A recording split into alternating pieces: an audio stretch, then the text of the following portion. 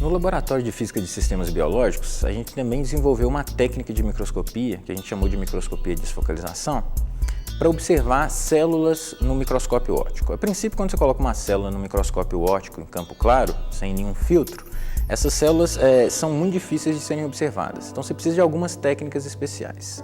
O que a gente descobriu, olhando esse filme do macrófago, então vocês vão ver um filmezinho do macrófago flutuando, onde esse macrófago está como um ovo aderido numa lâmina, onde você tem uma parte central que é a gema e uma parte da clara que é onde a célula está bem aderida e flutuando. Quando a gente observou essa imagem, a gente viu que quando a gente desfocalizava nessas bordas dessas regiões, a gente notava uma mudança de contraste.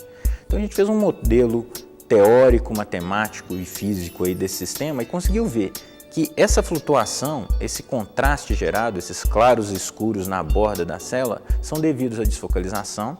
E o que a gente vê realmente, o que a gente pode quantificar isso, é a curvatura dessas estruturas.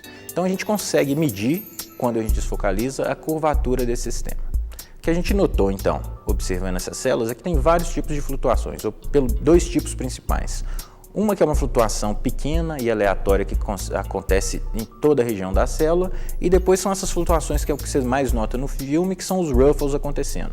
Nesse filme, só de uma região particularzinha, a gente pode ver que essa membrana e citoesqueleto do macrófago funciona como se fosse um mar flutuando e de repente a gente vê um ruffle passando grande aí nessa região.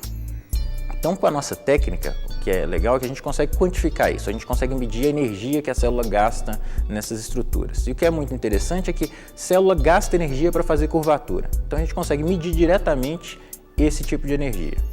O que mais a gente consegue fazer com esse tipo de sistema? Reconstruir vários tipos de células. A gente pode pegar uma hemácia. Então, com a nossa técnica, a gente mede as flutuações na hemácia, a gente consegue ter propriedades elásticas desse tipo de sistema. Isso é muito importante porque a hemácia precisa passar em vasos que são menores que o tamanho dela. Então, ela tem que se espremer. Então, essas propriedades elásticas são muito importantes. Pessoas com algum tipo de doença que pode danificar esse tipo de elasticidade, a hemácia pode ter dificuldade em transportar oxigênio. Então, a gente consegue medir essas coisas, né?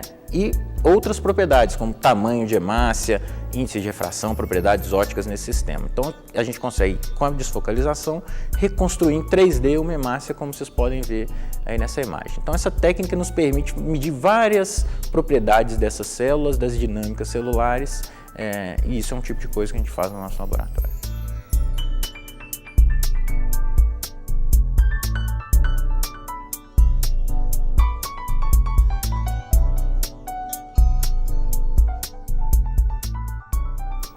Eu sou o Birajara Agero, estou no Imagens do Conhecimento.